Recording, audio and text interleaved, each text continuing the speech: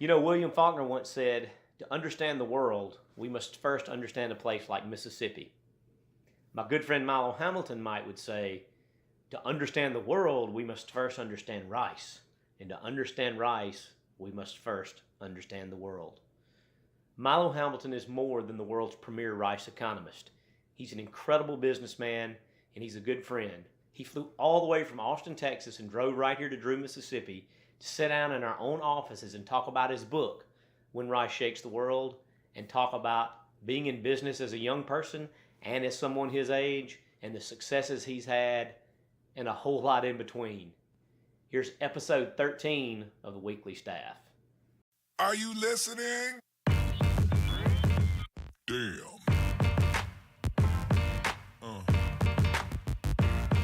Yeah. Yeah. Yeah.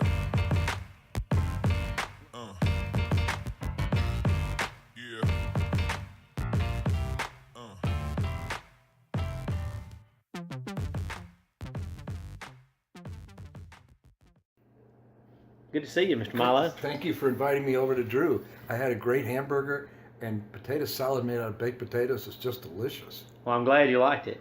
I can't believe it. So, you're the owner of First Grain. Right. And we're going to definitely talk about your book, When Rice Shakes the World. Right. But tell us first who you are for the people that are watching that don't know you. Well, I'm in the rice business. I've been in it for 35 years. And I came out of the Midwest, got my education at the University of Missouri and up at Minnesota. I have an undergraduate degree in English from Stafford University, so I'm kind of a mixed blessing to people, I guess you'd say. And I got a job with Uncle Ben's down in Houston, and that's how I ended up in the South and in Texas. We thought we were going to live our lives in Iowa, but Iowa had 30% unemployment, and I had to go somewhere. And I was fascinated with the idea of starting a market.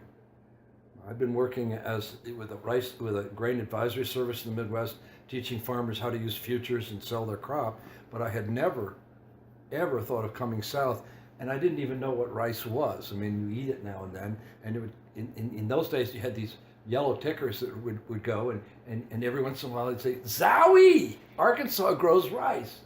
I thought that all grew in China, and that would be the discussion in Iowa at a grain advisory service. I just didn't believe they grew it in the U.S., and it turns out they did. I bought about $100 million worth of rice for 18 years, so I guess I got pretty involved in the rice business. But yeah, so it was just circumstantial that they were looking for someone to start up a rice futures market as an employee for Mars. It's big in cocoa with Mars bars and everything, and they wanted me. The two brothers, John and Forrest, wanted me to do in rice what they did in cocoa. So it had a lot to do with the building of the cocoa market, and it was useful to their cocoa business. And as it turned out, although the market has remained small, it was very useful to us. We made millions in the rice market on the future side, taking inventory positions when we had to, and working with 800 farmers and 11 buyers. And when I retired, I just wanted to do something.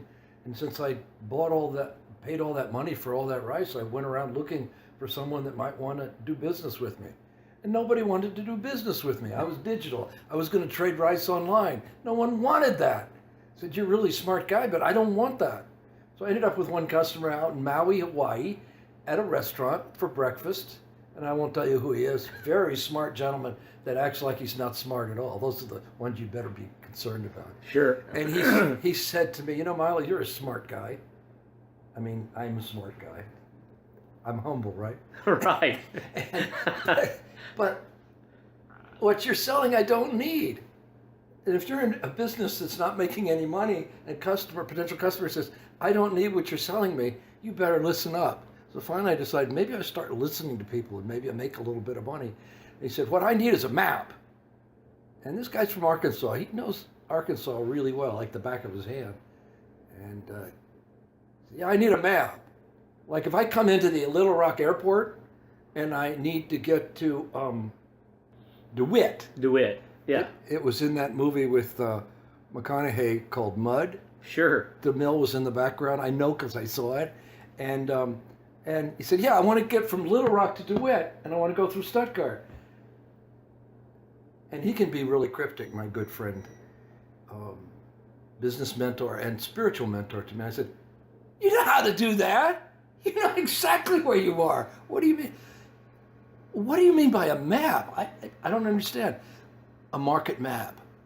I want a market map. And I said, oh. So I went back home and thought about a market map.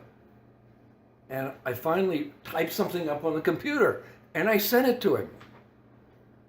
He never calls back because he's a big muckety muck and I'm just a little guy. And finally I had the nerve to call him up. You should always call up. You shouldn't just hang around. And I said, did you get my email? He said, yeah, I got it. And I said, well, what do you think? He said, I like it. That's what I need. And then I asked him, well, and then he said, how much is it? We hadn't even invented it. I said, That's a good sign. yeah, I said, how about $500 a month? It's a deal. So I call up my business partner and I say, we just doubled our revenue this year. The rest is history. And he's taught me so much. And you need to get a customer that is really going to make you think about what you do. And now I'm doing a lot more with my customers, and people think I'm a genius. I'm not a genius. I'm a guy who had the guts to get a bunch of people in the rice industry marketing chain that know what they're doing, and they teach me. I learned more in a year than I did in 18 years at Uncle Ben's buying rice, because I get out of myself and into the other person's situation. And the more I interface with my customers, the richer I can make the service. And I am so grateful, but I guess I have a bias towards farmers because I get up in the morning thinking they're not really completely in the market like I am. And they don't have grain companies and countries taking the service and regulators and everything. They're just trying to do their job on their farm. So when they call, I definitely want to respond. And the greatest compliment I got in my business was a guy down in Louisiana. He's got a French name. In fact, I was just talking to him about something else. I call him when I can't figure things out. He's a farmer down there, and a French extraction in Louisiana. Can you imagine that? Yeah. And so he said, he was explaining the crawfish business. I said, I'm going to understand the crawfish. So I went out with David, and he told me all about how he does the crawfish business and everything. And I came up from zero to something with crawfish as a result of David. And he said, but you know what, Milo? Without you, I wouldn't own any of this. And I thought, wow. And I just let it pour over me because he was the first farmer of the year. And here's the first farmer of the year saying that I helped his family stay in business. And when I see a farmer and his wife, and they got a pickup and maybe washing the pickup or something, and if I help them stay in business, for me, if I can help a farmer stay in business, that gets me up in the morning. I know it sounds weird, but that's it. And my mentor made a lot of money in farm advisory, retired down to Scottsdale. He's a good friend of mine. We still stay in touch. Started a company called Professional Farmers of America.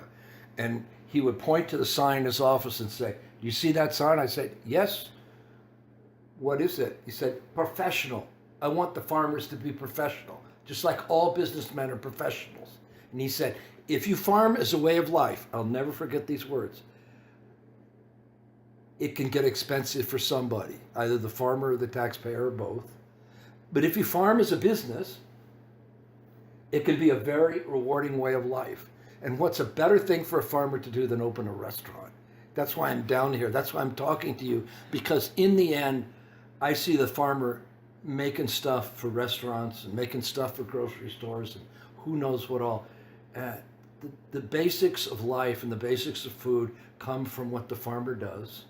And then it is consumed. So I have a question for you, and one of the things I always notice about when I read your newsletters, the stuff you have to know to try and predict what the rice market might do. Oh.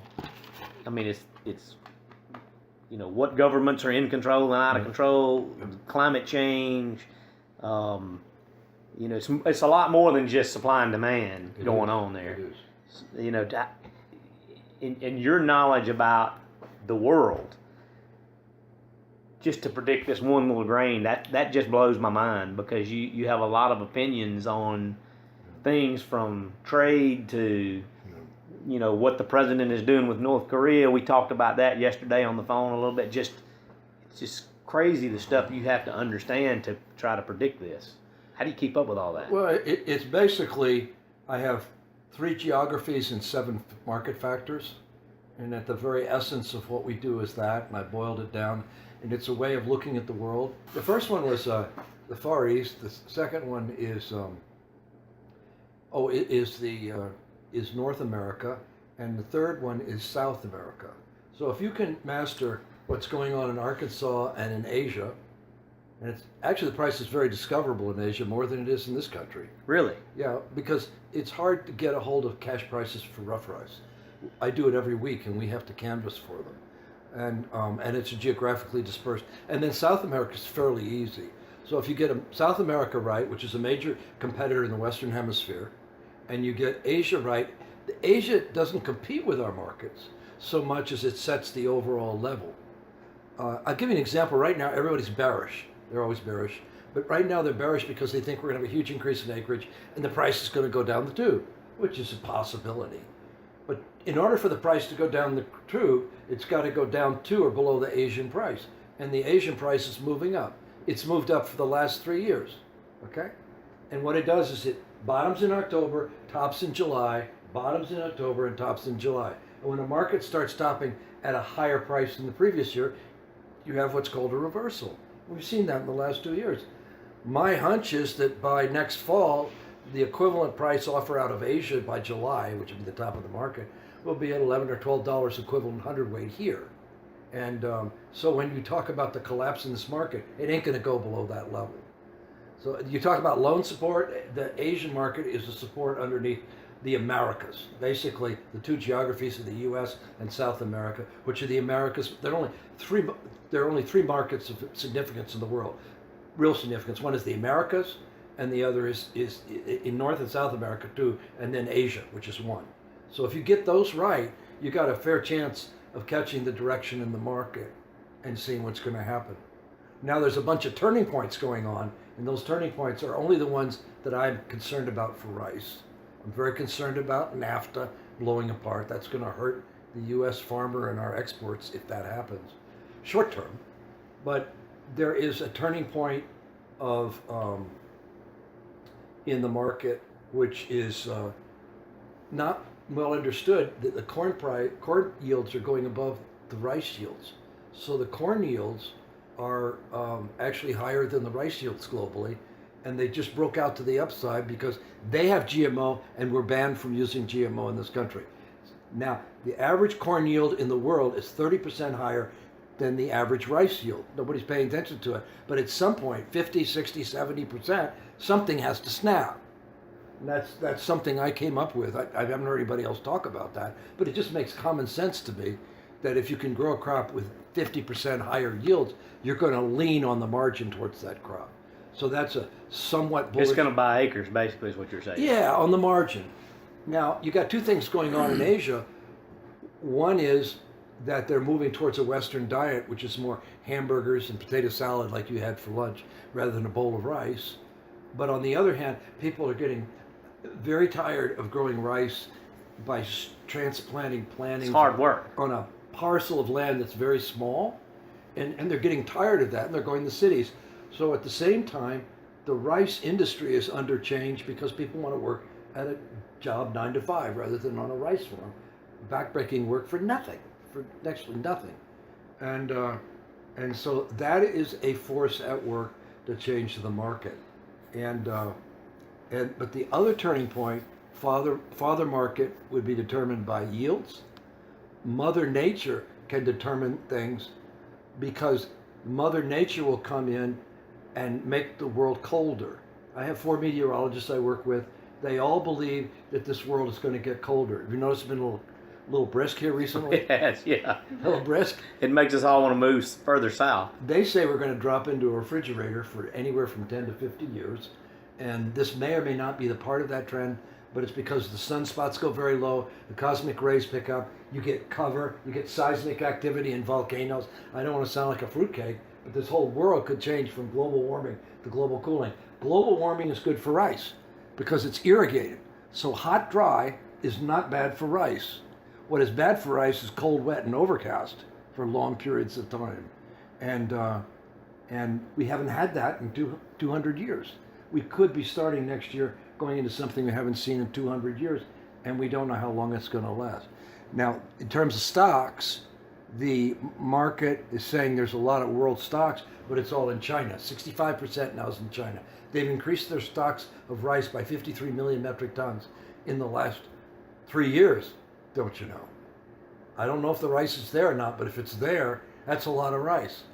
But I use the Las Vegas axiom with China. What happens in China stays in China. It doesn't go anywhere. It's never going to leave the system. And they are big importers of rice. No one knows why. But it may be that they are aware of the same sunspot phenomenon that we've been telling our readers for 5 years. Two things we've been telling our readers for 5 years. We're going to get into a very cold regime, and China's going to import a lot of rice. So now China's importing rice, so I got something right. And now we've had fairly cold winter, right? This may be the first of many. And if you look at rice, it's totally different than the other grains, because you can grow corn now in Canada and make a really good crop, short season corn with GMO. And you cannot grow rice much north of the Boot Heel of Missouri. You can take that line and shove it all the way across the world, and you can't grow. Rice looks more like potatoes or sugar or cotton. It's latitudinally challenged. You just can't grow it as you go north. You can grow beans in North Dakota. You can grow wheat in Canada, of course. You can grow canola, sunflowers, and corn. You can grow that all the way up into Canada and across the Siberian area. But you cannot grow rice north. So if there's a climate problem and the growing degree days diminish, that could affect long grain rice production throughout the world, which 3 billion people eat. 3 billion people eat rice. You told me once that rice farming is the #1 employer of people in the world. It is easily the #1 employer. Anywhere from 200 to 400 million families are involved and wake up every day worrying about their rice crop. That's amazing. Yeah, and it's not that they grow more rice than they grow wheat, but it's grown on such tiny little parcels globally that it's just a lot of people doing that job. And those people know what's going on. Nobody's stupid. I don't think anybody's any brighter than anybody else. They don't have the money to get the little ear pod and the iPhone and the computer and all this stuff, but they will in the next 5 years. You're going to see a whole raft of people coming into the modern world out of nowhere because they will have the money, and Asia's getting more money. Now Asia's 20 to 30% of GDP. By 2050, they'll be half of the GDP. Of the world. Of the world. That seems like a lot, but 500 years ago, half of the world's wealth was located in China and India. Now it is again today, but it's in motion, agriculturally in motion, because nothing changed that. Now everybody's moving and migrating, and the technology's coming in. It's an exciting time to be in this. I call it my little industry here in this country. That's one of the largest industries in the world. It's little for us, but it's in the worldwide it's huge. It's little in Arkansas in terms of size. I think it's a divine providence that runs everything, and that gives me a certain amount of peace when I look at the chaos in the world, that someone's in control and it ain't Milo. That makes me feel good. God forbid that I ran the world. You know, as you say that, one of the things that I always after reading your newsletter, I always feel better about the world. Yeah. You know, it's so easy to watch the news or look at social media and you know, Chicken Little saying the sky's falling, but the picture you paint through your newsletter is pretty positive, really, for where we live, especially. I am so bullish on U.S. agriculture, I can't stand it. We're in a bear market. Prices are going down. That doesn't make people feel very good, but we're coming near the end of an 8-year cycle. Everything cycles, and we're about to turn up. And if you look at it, energy's gone up, right? It has. Metals have gone up, copper and these kind of things. The industrial part of the market, but not agriculture. But agriculture's not going to be far behind. Why would it go up? Because we're going to have a refrigerator. We're going to drop into a deep freeze. That's not good for agriculture. Crops don't like cold. They love global warming. Trees like global warming too. Global warming is up the trees grow, the canopy. And world trade, I think, is coming apart at the seams. I think that the administration is now involved, and I'm not either Trump or anti-Trump, but they're going in a direction we had to go in, dismantling the whole global structure as it now exists because it's no longer relevant to what we need. A friend of mine in Uruguay, Ricardo, said, Milo, there are no friends among countries, just interests. You think about it, that's true. We want to have friends, allies. They don't exist. I mean, Winston Churchill in that new movie, Darkest Hour, is trying to get his colony, the U.S., to get involved in fighting the most madman that's ever been, and we weren't interested. Right. We weren't interested. Because we didn't have any interest, we We talked. didn't have any interest. It had nothing to do with the fact we speak the same language, and our folks and your folks were together in Ireland or whatever. So he had to get a compelling reason in order to do it, and it had to be in the interest of the U.S. And that's where he finally started it out. Without Churchill, people may end up speaking German there. More than likely. Yeah. So anyway, but we're separating out military from trade, I believe, and we're going to have instability, and instability leads to stockpiling. And other than China, nobody's stockpiling rice in the world. Rice inventories for trade versus size of world trade are at the lowest level in 57 years. If someone had said that about soybeans, Yeah, what would we say? we would be $16 up $2, soybean? $2 a meal, but not in rice, because we're mesmerized by China. There is no great history of China coming to the defense of other countries to give them their grain, particularly if they believe, as I do, that we're going into a cold regime. I have no idea if they do or not. But there was a guy, an Israeli, 3,000 years ago, Joseph, that persuaded the Pharaoh, similar environment to Egypt, to stockpile 7 years worth of grain. Why the hell not? You know, I mean, if you're not going to have, if 7 years later you're not going to have any grain, why not stockpile some grain? Makes sense to me. It's the only thing that makes sense, because all they bring in, they stockpile. All they have, they stockpile. So they can't consume what they're growing, much less what they're buying. Yeah. So the storages just keep going up and up. But boy, they may get some friends if we have a deep freeze. I don't know whether they'll share it with I don't think they're trying to take a commodity position. They want to feed their people. Because as I was telling you at lunch, Stafford, the rest of the world has experienced hunger so many times you can't count it because of civil unrest. Hunger isn't caused by a shortage of Mother Nature. It's caused by civil unrest and people starving one another. That's where famine starts, and hunger, because you can always buy stuff from someone else.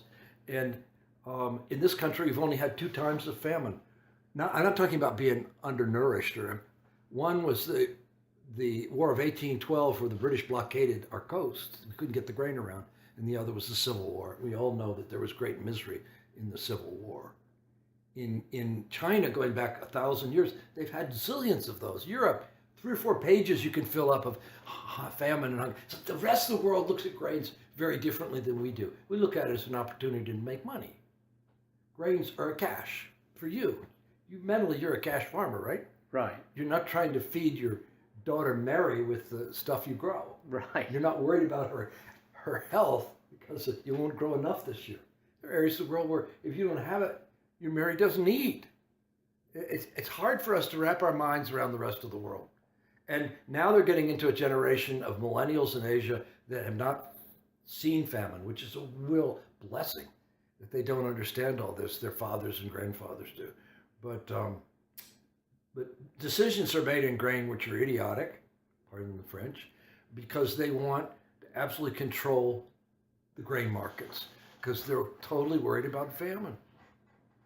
They don't come from the point of view of making money or trading the markets or futures at all. Is that part of the thought process behind our governmental policy on farming and why we have an ag administration? Because people always look at the money that the government spends to keep ag going. Yeah.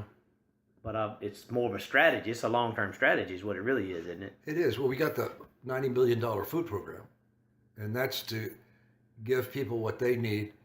What we've done in our country is create a food stamp program and then some modest subsidy to farmers. It's not huge. In other countries, it's hundreds of billions of dollars, like in India and China, in food alone. And so the food stamps take care of that part of it, and then we give a little bit of money to the farmers here. But in comparison to Asia, it's not much. All the OECD countries, subsidies of agriculture are going way down. In Indonesia and China and maybe someone's like it, the subsidies to farmers are going way up. Why is that? What do you attribute that to? Money. If the world has money, they spend it on agriculture. We've already spent what we need to spend. And in Asia, they're just discovering they're wealthy. And this could go on. So they weren't able to do it before, so that's why it's going up. Now they just starve. Now they're spending the money on agriculture. But if you have I've always felt food stamp program's a good thing. I'm kind of a conservative, but it's better than riots. And you segregate off the demand and subsidize it, and then you give a little bit to the farmers, and you let the market trade. Right. In Asia, 30% of the grains between the time they're grown and the processor disappear. They get eaten by rats. In this country, you know what it is? 1 to 2%. That's terrible statistic because they don't have a private trade in grains. It's all done through the government. So nobody cares. Nobody cares. It's like rot. And that's 30%. They don't have to increase their yields 30%. They just privatize the grain trade, turn the marketing chain into profit-making entities, and they'd be okay. So just turning it into a private entity where people cared about the grain right, would be a 30% increase for them, just right, like that. Like farmers care about what they grow. We'll let the marketing chain care about what it does and be accountable to itself. That's the way I see it. But they don't see it out there that way. No one talks about it, but it's true. Most people understand that if they were able to turn the marketing chain. In this country, nobody likes grain companies. They're just the evil doers. They're not the evil doers. They make people eat. They help people eat. They move it from the farm to the processor with almost no loss. Which is pretty amazing if you think about it like that. And it all starts if you look at the alternative. With the forward markets. Yeah. The genius of the U.S. is its forward markets and liquidity and backing by the clearinghouse and the CFTC so that these markets have financial integrity. We've been through a depression in this country. Never affected Chicago for 1 minute. It's affected the stock market, but not the grain market. I've never thought about that. No, it's absolutely the case. The clearing mechanism in Chicago for the CME group is the deepest financial institution in the world because of the people that stand behind it.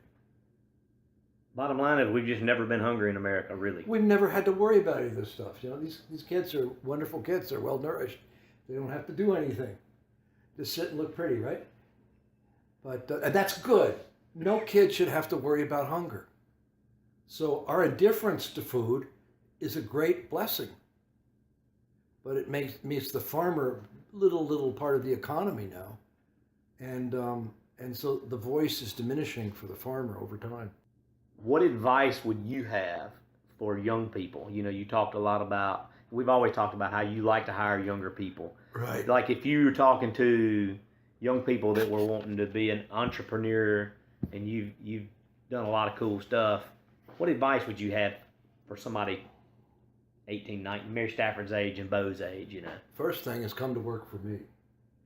Because I have 2 millennials that have grown up. They don't think of themselves as millennials. They're old now. They're 31.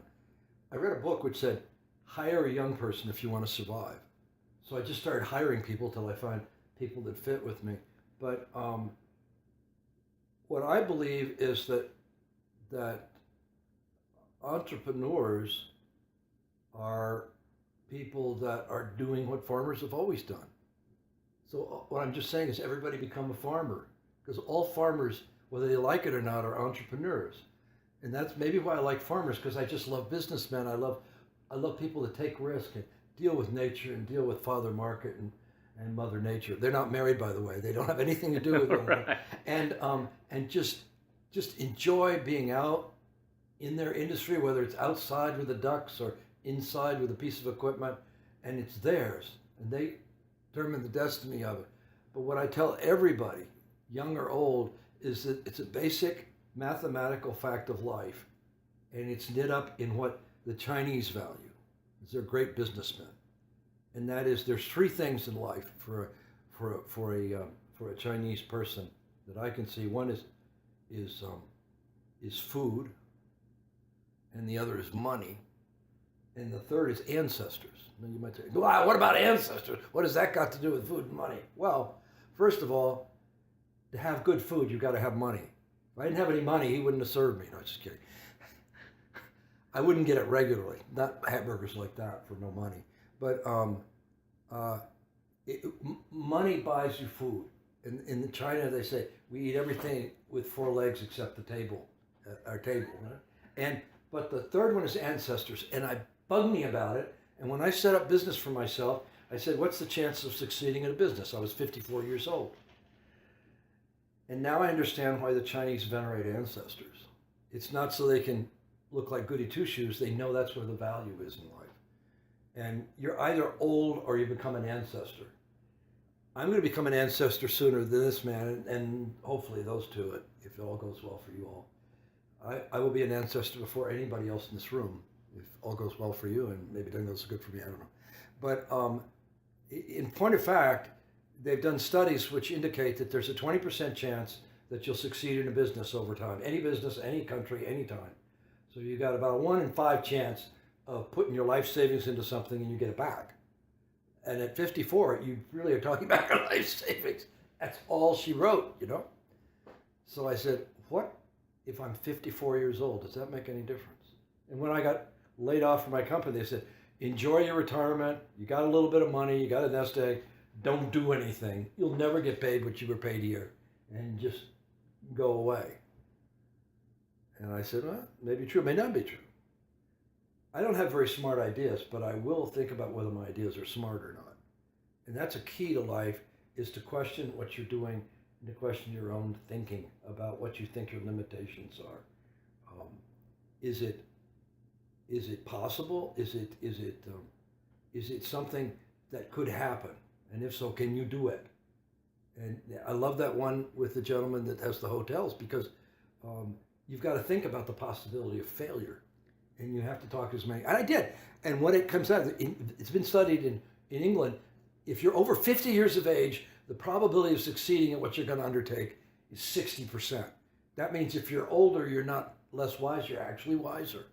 And it triples your rate of success. So for a young person at 18, don't do that. Don't get with a younger person, even though in Austin, 18-year-olds are making hundreds of millions of dollars. They're not. It's like you can win the lottery. But for the average person, an 18-year-old should find a 58-year-old person and get in business with them, or have them be a complete mentor to them. And I took these 2 young men under my wing at age 25, and they went out and they started a cash rice trading system. They started a co-op on their own. But I hope that in some way I gave them the feeling that it was a good idea.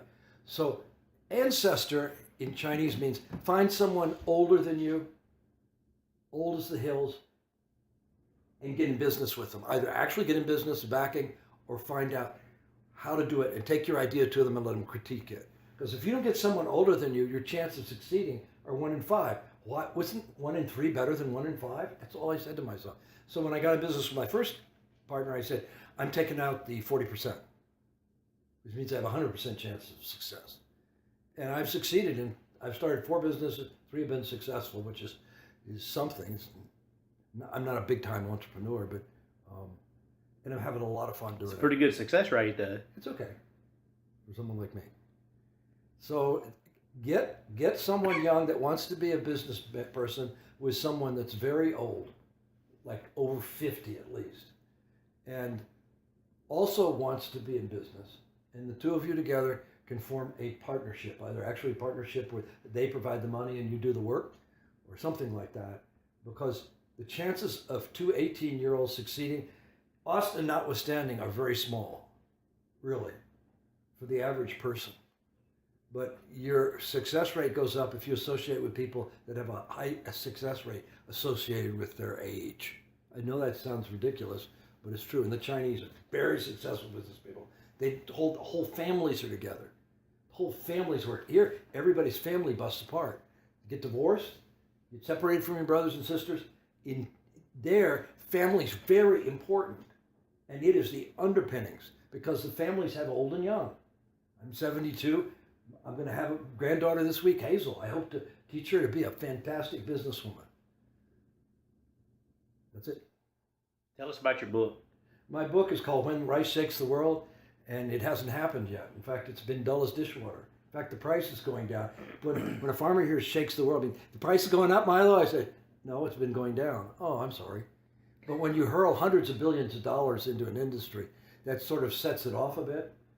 But the fact of the matter is that rice will go from being like, I call it white asparagus in this country, since it's such a minor element of our diet, to being a really important thing. Not that we're all going to start eating a lot of rice, but the Asian economy, particularly India and China, are going from 15% of GDP 20 years ago, they'll be at 50% in 20 years. That's huge. And they all do what? They don't eat wheat, they eat rice. How do you get the book? You get it on the internet, you can get it from Amazon. We've got Audible. I'll put a link from Amazon. Audible, I did the Audible. I didn't know you had an Audible version. Yeah, and when I did it, he said, hey, if you want to do books, that's fine. You've got the voice. So I don't want to do any more books. Don't ever do an Audible if you write a book. Actually, I have the Audible version of your book. Yeah, but don't ever do an Audible if you write a book, because it's more difficult than writing the book. Really? Because they keep stopping you. I love this interview because you don't stop saying, you mispronounced Myanmar. You have to redo the whole book because you mispronounced a word, you know? What? Yeah, it's cruel. So it took you longer to read it than it did to write it? To speak it, yes. But he said I got a voice. He said I got the voice. You have a voice. It's a good voice for radio. My namesake, Milo Hamilton, was the. Can I do this? Yeah. He was the announcer for the Houston Astros. He's perished. He's no longer around. But he had an incredible voice. But they never let him on TV because he had a radio face. I've heard of that. That means keep your face off the TV. and he resented that somewhat. You got anything you want to say to folks that are watching? Anything we want to add before we close up shop? You are living in the most exciting period in human history where there's going to be more change in trade, military, economic, technology. But the two trends of the 21st century involves what your dad and I do, and that is rice. Because technology from the U.S. is going to determine the next 100 years, and urbanization in China is going to determine the next 100 years, and everything else is a footnote. I believe that with all my heart. And since rice is grown in China, and technology comes from Austin, maybe Silicon Valley too, this is exciting times. Everything that we know is going to change, and we're going to get more and more abundant. There's going to be more prosperity. We're so much better off than the Chinese emperors, it's not even funny. Thank you. I appreciate it. I appreciate the opportunity.